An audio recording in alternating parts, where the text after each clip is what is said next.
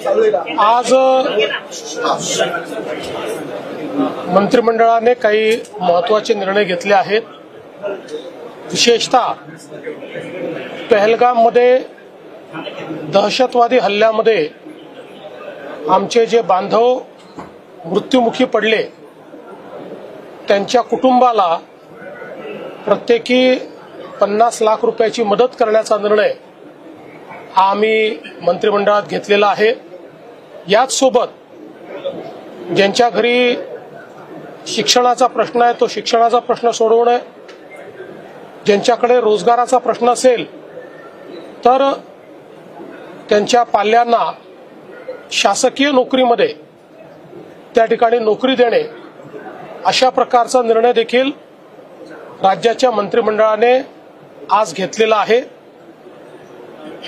सर्व प्रकारे दहशतवादाचा विरोध आणि दहशतवादामुळे ज्यांचा मृत्यू गेलाय त्यांच्या परिवाराच्या पाठीशी राज्य सरकार ठामपणे उभा आहे असा संदेश देण्याचा प्रयत्न या माध्यमातून राज्य सरकारच्या मंत्रिमंडळाने घेतलेला आहे। यासोबत आज राज्य सरकारने एक नवीन ईव्ही पॉलिसी म्हणजे इलेक्ट्रिक व्हेकल पॉलिसी केलेली आहे। याच्यामध्ये पॅसेंजर ईव्ही ज्या आहेत त्याच्याकरता मोठ्या प्रमाणात सबसिडी देण्याचा निर्णय देखील केलेला आहे। काही प्रकारच्या ईव्हींना काही विशिष्ट रोडवर टोल मुक्ती देखील देण्याचा निर्णय केलेला आहे। ईव्ही मॅन्युफॅक्चरिंग, ईव्ही कन्झम्पशन या दोन्ही वाढलं पाहिजे आणि त्यासोबत चार्जिंग इन्फ्रास्ट्रक्चर तयार झालं पाहिजे।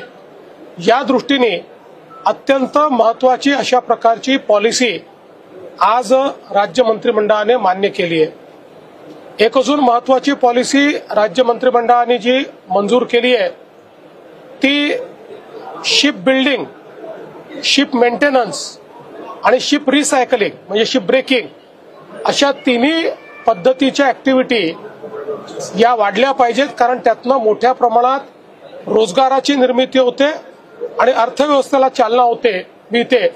आणि 3 मेजर पोर्ट्स आणि 20 पेक्षा जास्त मायनर पोर्ट्स असलेला महाराष्ट्र हे एकमेव राज्य आहे आणि म्हणून इथे हा व्यवसाय खूप मोठ्या प्रमाणात आपण उभा करू शकतो।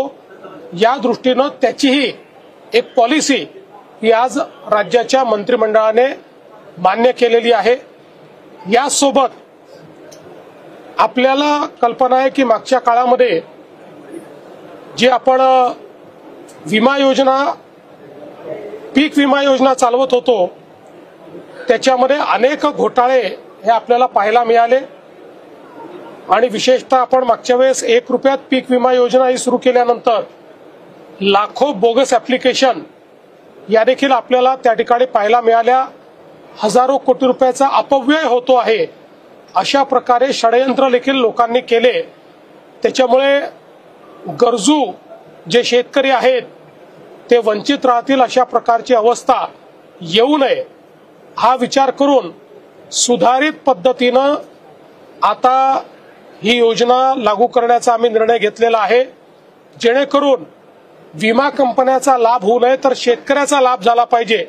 अशा प्रकारे आता ही विमा योजना नव्याने तयार करण्यात आली आहे आणि त्यासोबत मोठ्या प्रमाणात शेतीच्या क्षेत्रात गुंतवणूक करणं, शेतकऱ्यांना त्या ठिकाणी वेगवेगळ्या प्रकारे म्हणजे ज्याला आपण ड्रिप म्हणू शकतो, मल्चिंग पेपर म्हणू शकतो, ज्याला आपण बीबीएफ म्हणू शकतो, ट्रॅक्टर म्हणू शकतो, अशा वेगवेगळ्या गोष्टी ज्या आवश्यक आहेत त्याच्यात गुंतवणूक वाढवायची याकरता देखील एक स्वतंत्र योजना आज मंत्रिमंडळाने या ठिकाणी पारित केलेली आहे।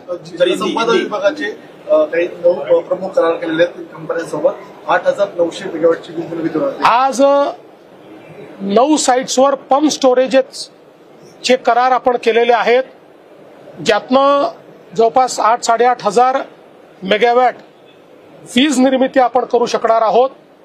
9 वेगवेगळ्या साइट्सवर हे पंप स्टोरेजेस तयार होणार आहेत। याच्यामुळे आता पंप स्टोरेजेसच्या क्षेत्रामध्ये सर्वाधिक जनरेशन करणारं राज्य हे आपलं महाराष्ट्र होणार आहे आणि आपल्याला कल्पना आहे की ही क्लीन एनर्जी आहे, ही ग्रीन एनर्जी आहे, त्यामुळे एक मोठा फायदा याचा महाराष्ट्राला होणार आहे। आज